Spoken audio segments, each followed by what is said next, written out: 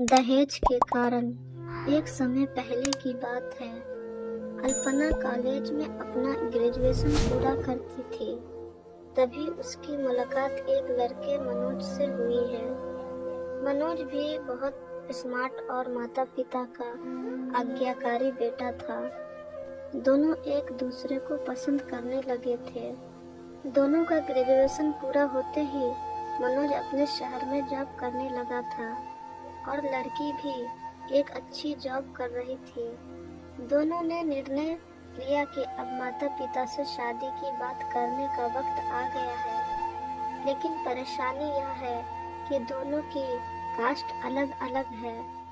अल्पना गुप्ता परिवार से थी और मनोज राजपूत परिवार से था। मनोज के समाज में दहेज बहुत जरूरी है, जो कि नकद में होता है। उसके अलावा कई तरह के गिफ्ट और गहने की भी मांग की जाती है। मनोज और अल्पना की यह स्थिति थी कि घर वालों को मनाओ, अगर तुम सभी को मना पाओगी तो मेरे माता पिता तुम्हें पलकों पर बैठाएंगे। अल्पना ने अपने माता पिता से यह बात कही। अल्पना के माता पिता को यह बात पसंद नहीं थी, पर अल्पना की जिद थी कि अगर मुझे दहेज दोगे तो मेरी इज्जत बढ़ेगी। अल्पना के माता पिता सक्षम भी थे, बिना मांगे भी अल्पना को बहुत कुछ दे सकते थे, पर उन्हें इस तरह दहेज की मांग करने वाले लोग पसंद नहीं आ रहे थे। लेकिन माता पिता अल्पना की खुशी चाहते थे। उन्हें यह डर था कि कहीं उनकी बेटी ये ना सोचे कि वे अपनी बेटी को कुछ देना नहीं चाहते, इसलिए उन्होंने सभी शर्तें मानी। शादी में मनोज को कार, फ्लैट, फर्नीचर के साथ 80 लाख नकद दिए गए। साथ ही अल्पना को गहने भी दिए गए और सभी रिश्तेदारों को गिफ्ट और कपड़े भी दिए। शादी बहुत धूमधाम से की गई, कोई कमी नहीं छोड़ी गई। अल्पना को मन ही मन यह गुमान था कि कास्ट अलग होने के बावजूद माता पिता ने उसकी शादी ससुराल के हिसाब से की। अल्पना को विश्वास था कि उसे बेटी बनाकर रखा जाएगा, उसे वही प्यार दिया जाएगा जो उसके माता पिता ने दिया, क्योंकि उसने अपने ससुराल का मान रखा है। अल्पना ने अपने घर से ससुराल विदा ली। अल्पना गुप्ता परिवार से राजपूत परिवार की बहू बनी।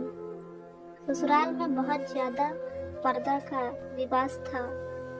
उस घर में बहू को किसी से पहले खाने की इजाजत नहीं थी, कितनी भी भूख क्यों न हो। घर की बहू सबके खाने के बाद ही खाएगी। यहाँ तक कि उसे घर के पुरुषों के सामने बैठने तक की इजाजत नहीं थी। अल्पना ने इस बात पर एतराज दिखाया, उसकी किसी ने ना सुनी। मनोज ने भी यह बोलकर मुंह फेर लिया कि यह तो परंपरा है। अल्पना को जो गुमान था वो धरा के धरा रह गया। उसे अपने माता पिता की बात याद आई।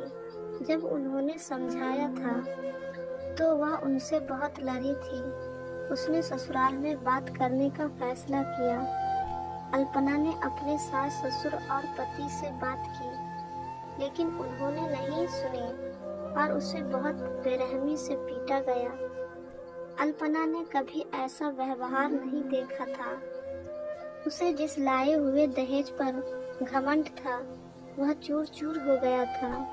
अल्पना को माता पिता से बात करने में भी शर्म महसूस हो रही थी और इसी कशमकश में एक दिन अल्पना ने अपने आप को खत्म कर दिया। माता पिता को जब यह पता चला तो उन्हें अपनी गलती का एहसास हुआ कि वक्त रहते समझा होता तो बेटी साथ होती। जो लोग दहेज पर बेटे की शादी करते हैं उनकी सोच हर तरह से छोटी होती है।